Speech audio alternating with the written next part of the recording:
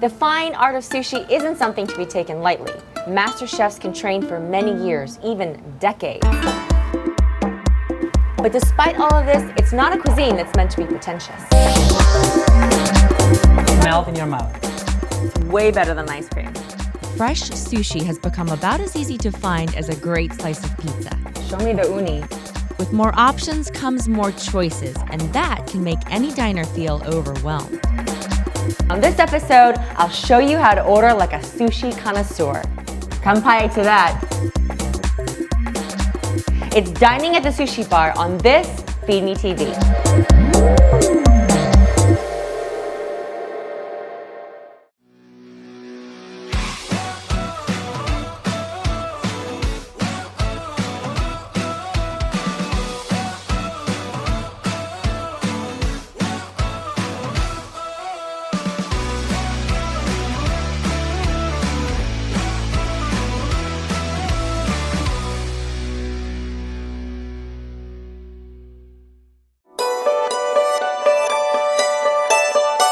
A well-appointed sushi bar is a thing of beauty, but it can also be intimidating. Sushi is, of course, a Japanese dish of seasoned rice accompanied by other ingredients like raw fish, seafood, or vegetables. And contrary to popular belief, the word sushi refers to the rice, not the fish. Typically, the rice is mixed with a combination of vinegar, sugar, and maybe some salt.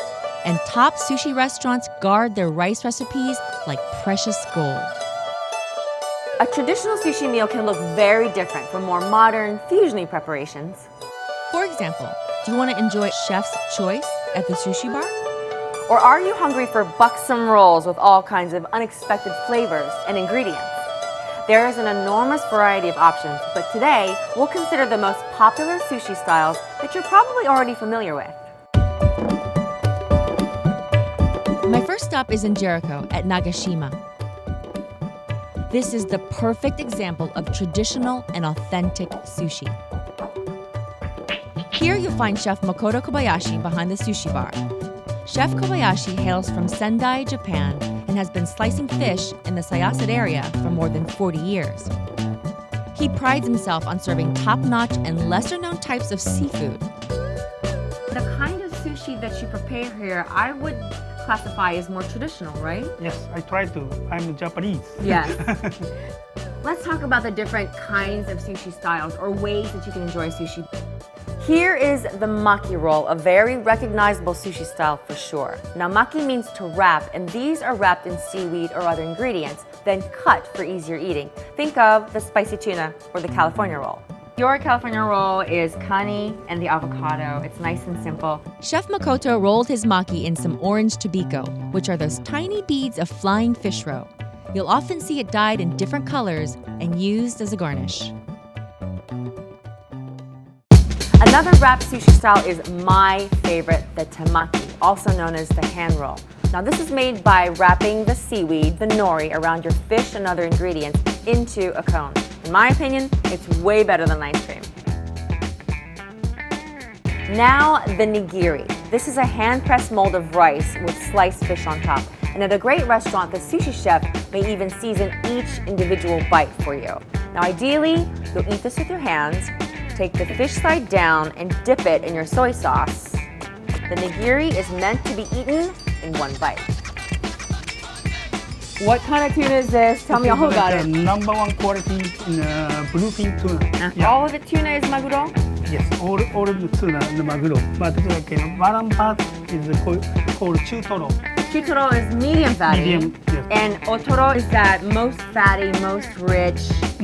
It's belly. Yes. And this is more lean. Yes. So you use this to make your nigiri, right? Okay. It's time for battle with the gunkan. Gunkan means battleship and refers to the little boat of seaweed that's wrapped around your rice. Then that piece is topped with your fresh fish or other ingredients. One of my absolute go-tos, an ikura with quail egg, which are the orange salmon eggs here. You'll get an explosion of the salmon eggs in your mouth along with the creaminess of the yolk all at once. Next up is the chirashi bowl. It is a dish of sushi rice topped with your fish, seafood, and other vegetables all in one course. I like to think of it as the perfect canvas for the sushi artist. One of Chef Makoto's signature items in his chirashi dish is tamago, a sweet egg omelet. His is stamped with custom-made Japanese letters that symbolize Long Island. If you find a sushi spot that makes theirs in-house like at Nagashima, I'd consider it a must-order. But save it for the end of the meal. Japanese tradition dictates that it's a sign to the chef that you're done eating because you've bridged the gap between the savory sushi and the sweet tamago. For raw fish purists, order the sashimi platter. It's just the fish, no rice here. And technically, it's not even sushi, because sushi refers to that seasoned rice, remember? We've got the tuna here, the salmon from Yes. Norway. Did you guys know that salmon in general does not appear orange, that it turns orange because of the krill, because of the things that the salmon fish itself eats? If you didn't feed it what it normally eats, whether it's farmed or wild, it would be white. Finally, let's talk about omakase. Utter that single word at the sushi restaurant, then sit back and get ready for the best catches of the day. It's when you come to the bar and you guys just let him decide for you according to the best cuts of the day, the best fish of the day. Yes. I make like sushi and cook stuff, like a little, mix. Mix. Yes. We're much more familiar with the different sushi styles at the traditional Japanese restaurant. Now I'm in the mood for something completely different. We'll check out some Long Island restaurants that are taking sushi in a whole new direction. Blowtorch time!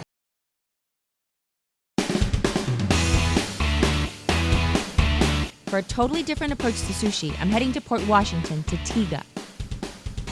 It's a beautiful and intimate space helmed by partner chefs Roy and Danny, who both come from Indonesia. They bring classic French culinary techniques and other international influences to familiar Japanese sushi ingredients. You have a lot of influences on your menu, but you've innovated it and created something very, very different. Right. We just make food with Japanese technique and incorporate with other influences, like Indonesian, Peruvian. So people can try a little bit of everything. Let's make some tuna tartare. Yeah. So I got bluefin tuna here. Okay. This is a balsamic soy. Smells fantastic. A little of yuzu juice, Japanese citrus. More potent than lime flavor. That's miso butter. Blowtorch time! We're gonna melt that down. And now we have olive oil crumble. Oh, it feels like Cheese? kind of chalky and cheesy, yeah. Right, I it's found- melt in your mouth. This is golden raisin. Okay. Well, sweetness. This is a bit chewy. Gorgeous. A lot goes into this. Our bluefin tuna, we got the miso butter. Golden raisin, Yeah. micro arugula, edible flour, and a bit chewy. Let me try. Everything's in there. Oh yeah. Mmm. You gotta have the golden raisin because it adds a sweetness. Right. It's a complex flavor. It takes me a minute to take everything in, but I Right. absolutely love it.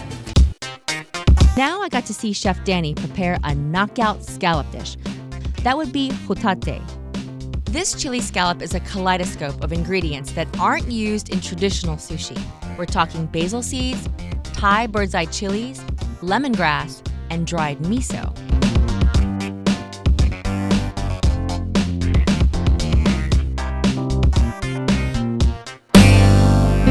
We continue our modern take on sushi at Kotobuki in Babylon. It's the perfect example of a more Western and modernized approach to sushi. Whereas traditional rolls are wrapped with nori on the outside and highlight just one fish, Kotobuki's maki rolls hide the seaweed on the inside and cover them with many types of fish. Tempura flakes, avocado, tobiko, and other ingredients not common to the traditional sushi menu. These rolls are colorful and bold, both in taste and presentation. A fabulous sushi meal wouldn't be complete without a sake pairing. Sake is a liquor made from rice that's been washed, steamed, and cooled.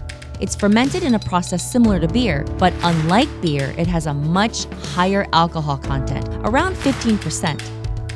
I dropped by Sterling Sake in Greenport to meet up with owner Yuki Mori, an avid sake taster and a DJ. He even DJs events at his restaurant after hours.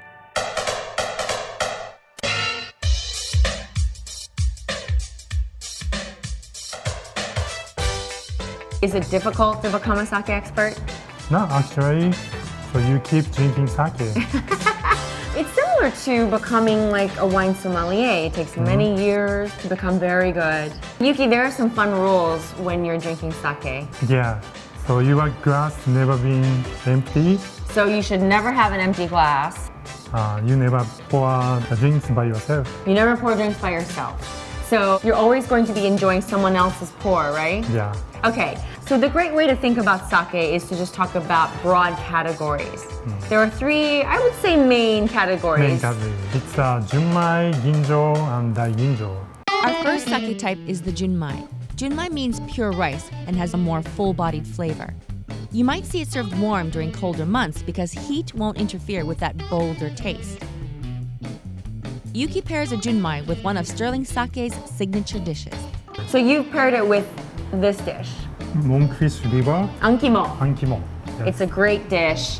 Junmai goes with the fishy dishes. Yeah. Perhaps mackerel, Mackerel, tempura, and clams. shellfish. The Ginjo variety is a premium grade sake with a lighter, fruitier taste. Ginjos pair well with salmon dishes, This one is called kaburamaki. It's salmon wrapped with a thin sliced turnip and shiso and avocado in it, and with miso sauce. A sauce can be very flavorful, which is why this pairs well with this dish. Yeah. Ginjo goes with rolls. Yeah. The fun rolls that we like to order, the spicy tuna rolls, all those crazy roll names, Yeah. you recommend the ginjo. Ginjo. and finally our third variety, the Dai Ginjo. It's classified as super premium, and it's always served chilled to enhance its subtler flavors and aromas. Daiginjo goes with sashimi, like a simple, like a taste. The sashimi picks up those nuances in the daiginjo Yeah. nicely. This is called nambanzuke. Okay. The sake works with this dish because it softens the vinegar flavor. They're really meant to be paired together, just like any wine with any dish. Yeah. For a treat, Yuki set aside a special type of sake that he wanted me to try. This is called nigori sake. You see the whiteness. It's basically an unfiltered variety of sake that's pretty popular in many Japanese restaurants. Yeah, and people love the color. It's milky Milky. and sometimes coconut. Okay. You know what? Let me pour you because if I'm going to follow your rule, I should pour yours. What kind of dishes should we have with the unfiltered? Like a spicy food. Oh, spicy. Yeah, spicy tuna. Spicy tuna. Even kimchi. Ah, right. Kanpai to that. Okay, Thank you, kanpai. Yuki, so much. Thank You know, you. I think I have a little more confidence when it comes to ordering sake at my Yeah. next Japanese meal. Thank you. Before we go, one last sushi lesson. This one has to do with the sides that often come with your meal. Chances are the fiery green stuff you're used to mixing into your soy sauce is pungent horseradish. Real wasabi has a much subtler heat to it so that it doesn't overpower the taste of the delicate fish. And you know the sweet ginger called gari in Japanese? Eat it between fish courses to cleanse your palate. It will ready your taste buds for the next delectable bite.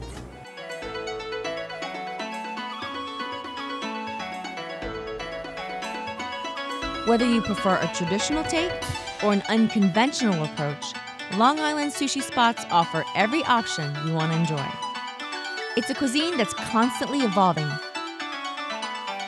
Indulge your palate with something new at your next Japanese meal.